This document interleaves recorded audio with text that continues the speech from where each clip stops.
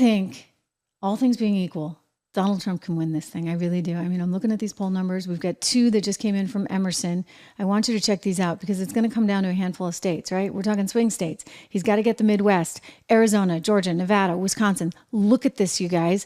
This is the most recent polling data. He's up 4, he's up 4, he's up 3, he's up 3 in Arizona, Georgia, Nevada, Wisconsin. Then you move over to a couple other key places. And again, you're still seeing this upside. Pennsylvania up 2, Michigan up 1, and of course, tied in Minnesota.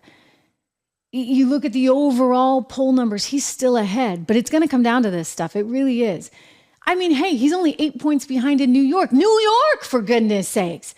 New York, actually, he's got a shot at taking, believe it or not. So with all of this in mind, I mean, I think you're off to the races. Meanwhile, they haven't even dropped the big kahuna.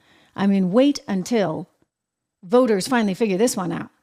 Wait until they figure out that it's really not Trump versus Biden, but Trump versus Kamala Harris. Thank you very much. Kamala Harris, queen of the word salad. Here she is promising something that I'm pretty sure is actually not constitutional. She's going to give out all the government contracts that she can to minority groups because it's the minorities that are going to get preferential treatment over everybody else.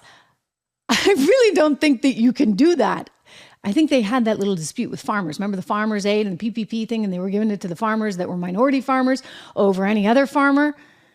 Oh, that didn't go over so well with the rest of the farmers. Anyway, here is Kamala Harris, who's the real person that Donald Trump is running against, ladies and gentlemen.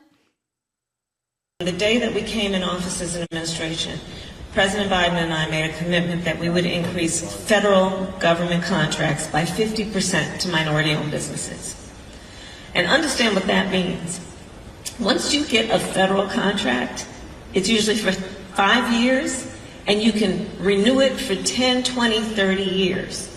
So, Steve, unless somebody messes that thing up, it's yours for a very long time, which is going to be a source of incredible wealth-growing opportunity for yourself, for your family, and for your community.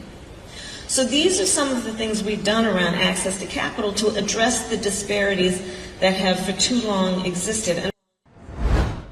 Yeah, and then there's the other giveaway, right? We're gonna defy the Supreme Court. Forget about the Supreme Court.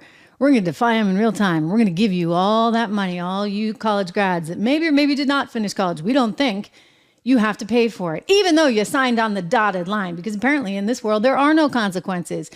Free lunch all the way, free stuff, and more of it, so long as you can listen to her word salad, right? I mean, when Americans figure out that this is the candidate that Donald Trump is running against, they're going to say, well, how are we going to deal with that one? Here's the latest and greatest. Kamala Harris trying to speak. Why is the race so close? These races are always close. It's the election of the President of the United States. And everyone in an election for President of the United States will critically examine all of the issues and make a decision. Yay, that's the latest and greatest. But, you know, I'd be amiss if I didn't show you. On the 2-year anniversary of the significance of the passage of time, if we didn't have a little fun, right?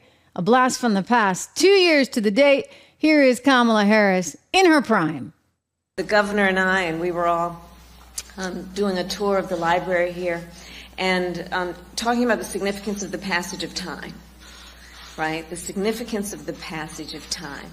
So when you think about it, there is great significance to the passage of time in terms of what we need to do to lay these wires, what we need to do to create these jobs. And there is such great significance to the passage of time when we think about a day in the life of our children. I think she might really just be flat out dumb, okay? Really, really, really dumb. So you get Dumb and Dumber in the White House right now. Good luck with that, Dems. Good luck with that. You know what? It's your own damn fault. You should have pulled them. You should have traded them out. Hey, maybe you still will.